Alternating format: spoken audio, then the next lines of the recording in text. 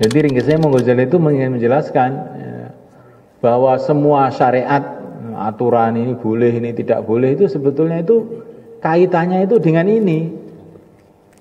Kaitannya itu dengan syukur.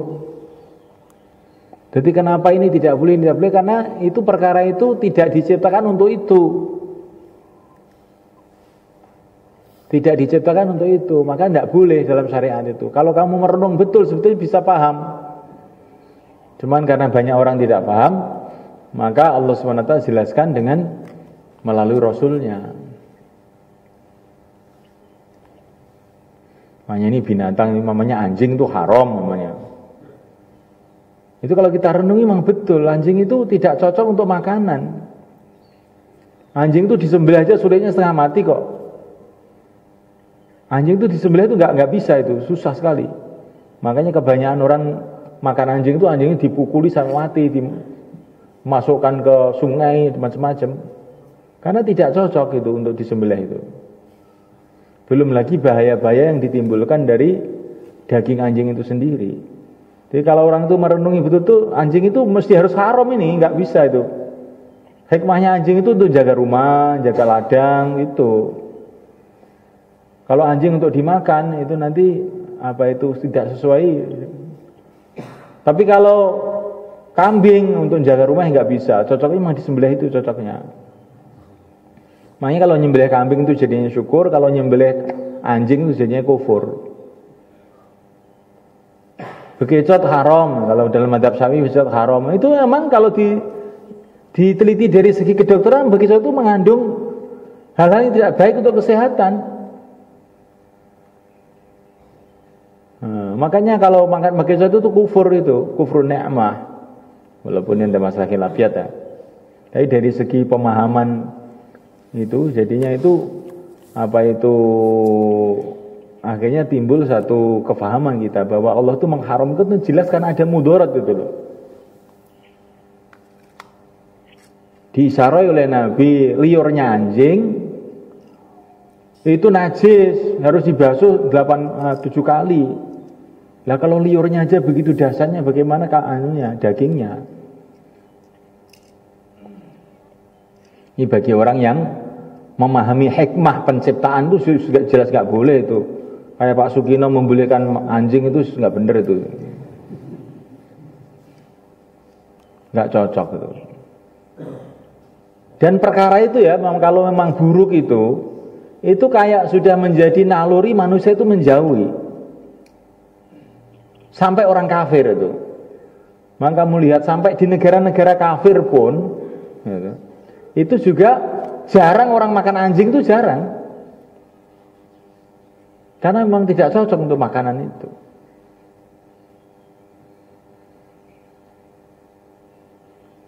Ya kalau babi kok Cina makan babi semua itu. Beda.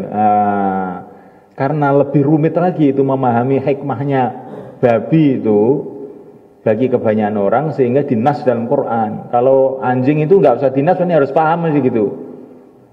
Nggak perlu nas itu karena sudah begitu jelas gitu.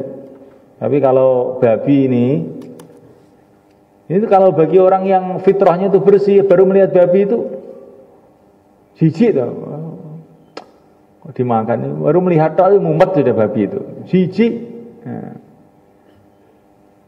Apalagi yang kehidupan kotor, kehidupannya sukanya kotoran, itu mestinya itu juga tidak dimakan. Tapi karena babi itu dagingnya mungkin enak bagi sebagian orang sehingga dinas dalam Quran. Jadi tidak dinas dalam Quran itu bukan karena itu tidak perlu diharamkan, bukan, karena itu sudah terlalu jelas bagi orang yang mikir gitu. Kalau Imam Ghazali ini bukan menurut Sugino yang Quran kau no. Ini kayaknya ya panganan ae gitu. Orang mau anjing toh yang nggak ada itu, tidak ada haramnya batu, kayu nggak ada. Kamu makan kayu aja, makan batu aja. Gelem makan wesi we.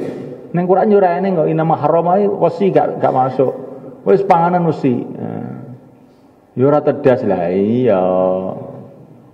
Ojo kapan gak eneng ning Quran jarimu gak haram. Quran iki dituruni kanggo wong sing duwe akal, nek gak duwe akal. Aku omong ngene iki mergo sumpah kan karo pertanyaan-pertanyaane wong terus teng Quran mboten enten anjing haram niku. Wijan kadang-kadang sumpah aku ngene.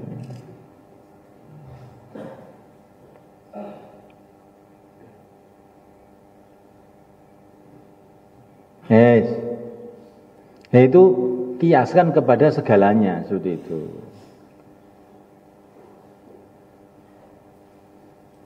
Kiaskan kepada segalanya. Ya apa saja yang diciptakan itu untuk sesuatu, maka kalau kamu gunakan untuk perkara yang lain, jadi nggak boleh.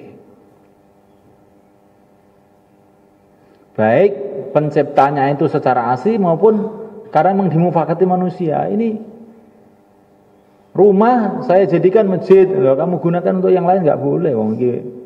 Untuk masjid berarti gak syukur. Masjid nggak sholat ngaji. Jangan kamu gunakan untuk pasar. Dan begitu juga yang lain-lain. Jadi nanti akhirnya antara syariat dengan akal itu jadi klop. Itu kalau orang punya basirah, orang punya basirah, orang punya pandangan hati, akhirnya makanya di Quran afala ta'tabirun, apakah kamu tidak ambil pelajaran? Ambil pelajaran ini gitu.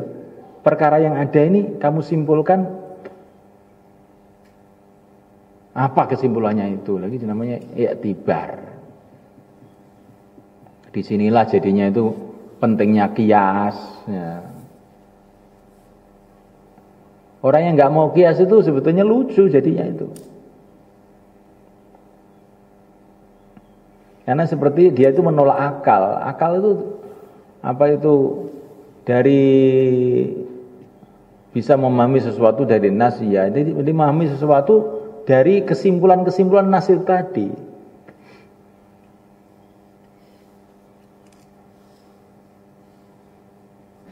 Jadi air liurnya aja itu najis.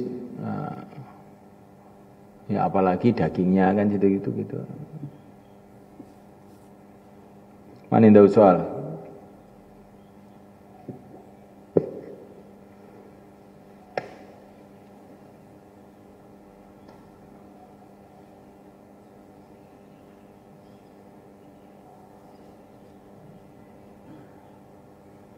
Dan kamu kalau itu kamu pahami perkara ini, kamu jadi baca fikih itu jadi penak.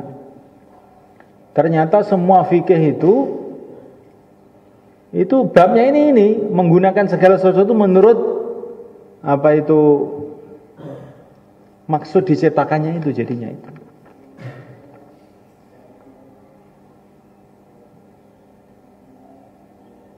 Kalau kamu itu kok menentang aturan-aturan dalam fikih itu, sebetulnya kamu itu karena tidak paham bahwa sesuatu itu diciptakan untuk itu. Apalagi ini hal yang kaitan dengan yang halal haram itu loh ya. Nanti mesti ada kaitannya semuanya itu.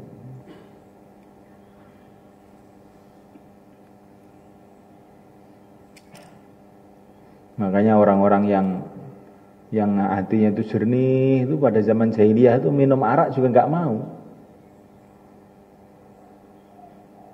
Sayyidina Utsman tuh zaman jahiliyah pun juga nggak mau minum arak.